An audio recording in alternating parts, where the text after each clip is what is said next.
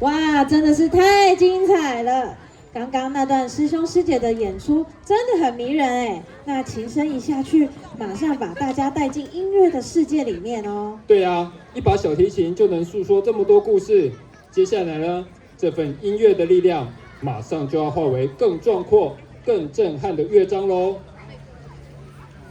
想象一下，当每一位演奏者的琴声交织在一起，旋律互相呼应，彼此共鸣，就像今晚的夜空里闪闪发光的星星。掌声准备好了吗？让我们再一次用最热烈的掌声送给刚刚演出的师兄师姐们。那现在，我们用满满的期待，欢迎接下来的精彩大合奏。第一首要为大家带来的是 A 小调协奏曲第一乐章，它是协奏曲之父弘法神父维瓦蒂之作。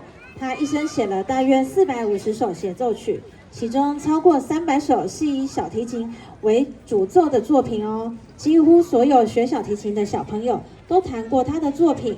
而这首 A 小调协奏曲的第一乐章，更可说是经典中之最耳熟能详的一首呢。气势磅礴，旋律鲜明。那这就是小提琴中级进入高级程度的试金石，也是一直深受学生喜爱。就让我们来欣赏这首 A 小调协奏曲第一乐章。